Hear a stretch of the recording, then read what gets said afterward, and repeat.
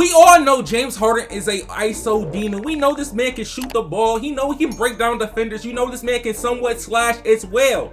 So let's end up making one of the best James Harden builds that you can probably make on NBA 2K21 Next Gen. As you know, when you play NBA 2K Next Gen, you're going to mostly play a lot of demigods. You're going to end up somewhat getting the name scoring machine a lot with certain builds, especially if you're going to have a high dunk and have at least 10 defensive badges. You're going to end up getting the name scoring machine. In that video of me using my James Harden build, it gave me the name scoring machine. Even though I used the power 4 6'7", it wasn't a demigod 6'7", it was just a regular 6'7". It wasn't the best one, it was just a regular 6'7". But today we're going to end up making an exact James Harden build on NBA 2K21 Next Gen. When I was searching up what's James Harden's actual build on NBA 2K21, and it says he's an offensive threat. And I looked at his defensive stats. His defensive stat was not stats that you can use in the park, pro-am, anywhere. You won't be able to use this build anywhere if you were to use the defensive stats that they gave you. They said James Harden has a 70 perimeter defense with like an 83 lateral quickness, 82 lateral quickness.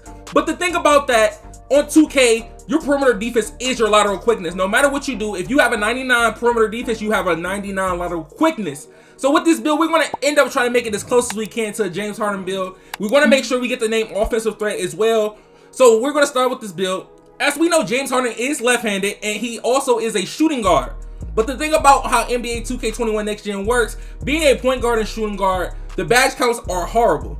Anything that's a small forward, power forward, you're going to get more badges and you're going to get better attributes as well. Since James Harden is 6'5 and a half, I end up making this build 6'6", 200 pounds, even though we know that he's over 200 pounds. We're going to end up making him 200 pounds, 6'9 wingspan, even though his wingspan is a little shorter. 6'9 wingspan is just great enough because we still get that 99 three-pointer and we still get a good ball control. Plus, we end up getting high dunking with decent defensive stat, even though you know James Harden does not play that much defense. So look, when we first start out with the build, I always work on my physicals. When you come into physicals, a lot of y'all might change this. Y'all might switch it up. Y'all might max out your physicals. You can do a 90 speed if you want to, or 88 speed if you want to. Just make sure when you end up making this build, make sure his vertical is at least on 75. And stamina, a lot of people have been saying with stamina, it is a toss-up between the 75 rating because you don't need that much stamina on this game because it barely drains that fast. So with stamina, you might have a 75 stamina, that's up to you, but I'm preferring the 88 to 90 range. In all my builds, I use 88 to 90 range and I have no problem. But when it comes to him being a shooter, I was going to end up just going with the 99 three-pointer in a low mid-range, if not somewhat low or lower mid-range of 97 or something like that at 99. But when I thought about it, I was like, even though I still get 20 badges, I will still get all these badges on Hall of Fame. No matter what, as long as it's at 93, I still get all these badges on Hall of Fame. Even though that they gave James Harden a 87 three-pointer rating, we still need the certain badges. Like, even if I hit 99 on this build, I wouldn't be able to get certain badges like Hot Zone because I wouldn't have that threshold unless I would have maxed out my mid-range to a 94. So anyway it go, if I had that 94 rating, I wouldn't have had deep threes on Hall of Fame or that Hot Zone Hunter. So that's why I end up doing it this way. We end up getting Hot Zone Hunter and deep threes on Hall of Fame. With me maxing out my ball control and my speed with ball and putting up to 82 pass accuracy at 99 or 97 overall, I would end up getting bullet passer on Hall of Fame with the 21 playmaking badges that I have received. But when we come to the finishing badges I have an 80 layup with a 92 driving dunk and with a standing dunk of somewhat of a 50 or 48, and max out my post control, I have 10 finishing badges. You can end up switching this up later. If you don't need 10 finishing badges, that's up to you. But when it comes to defensive badges, I maxed out the block, I maxed out the offensive rebound, and I gave him a 83 perimeter defense, basically 83 lateral quickness. This build is still a playable build, because at 99, I would have an 87 lateral quickness. And with me having a 72 block, that means at 97 overall, I will unlock Intimidator on this build. Even though I do have Chase Down Artist and I do have Rim Protector, because all you need is a 64 of a threshold, you will get 3 good defensive badges. You will have Clamps automatically, you will have Chase Down Artist, and you will have Rim Protector. If you don't want to have Chase Down Artist on, once you hit that 97 threshold, you will end up having Intimidator on a 6'6 guard, basically, of a James Harden build.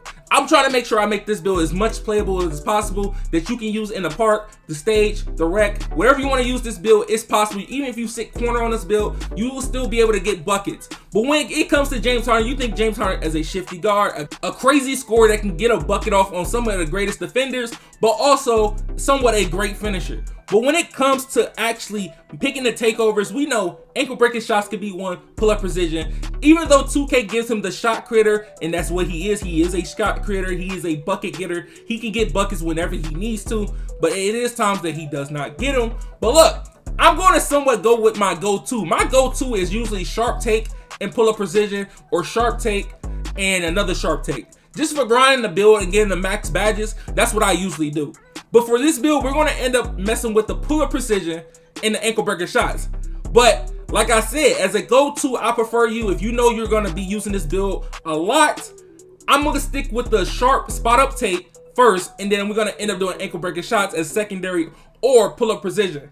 But how the state of NBA 2K21 is right now, I'm going to end up doing pure shot creating takeover. So I might end up going pull-up precision and ankle breaker shots. That seems like a good combination for a James Harden type build, because I still can end up getting my shot up when I need to, and I also can still get crazy ankle breaker animations. And this build will come out as a offensive threat. The offensive threat build. This build is for a lot of players in the NBA. They're mostly offensive minded. Most of them don't have crazy defense, but they have decent defense. But we know, like James Harden, he has lackluster defense. But hold on, that's not it. I'm gonna help you with the badges. With the badges, we're gonna posterize on Hall of Fame, slithery finisher on Hall of Fame, and you can end up doing heat seeker on silver if you want to, or you can do acrobat on silver. Those two other badges will be great on silver. You don't need it much higher.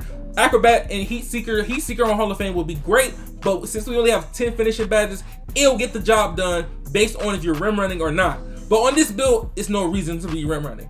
So hot shot Hall of Fame, hot zone hunter Hall of Fame, deep threes Hall of Fame, blinders Hall of Fame, and for my extra 4 badges, I can do clutch shooter on silver. If you guys don't know what clutch shooter do, it come in handy. Once the score gets to 15 points in the park, you are getting clutch shooter.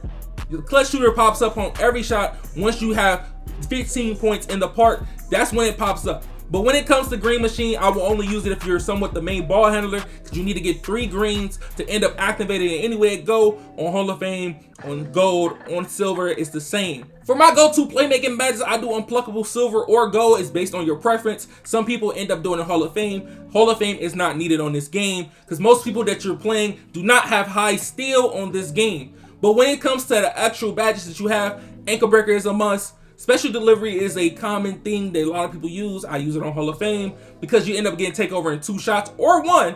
So with those badges, that's what I would use for playmaking. But for the defensive badges, this will be my go-to. If I have Intimidator, I'm using Silver Intimidator, Rim Protector, and Chase Down Artist. But if you're someone that's going to end up running guard in like 5v5, or you're going to end up using a like rec build, this could be also a great build as well. Even if you're somebody who's 6 corner on this build, this could be great unless you're trying to have somewhat of a high steal. But as long as you have that 69 steal rating, you will get pickpocket, on goal, and interceptor, bro. So make sure you guys follow me on Twitter, Instagram, TikTok, and Twitch. And being your man ChaMoma, see you guys in the next one. Let me know if y'all really messing with the James Harden build.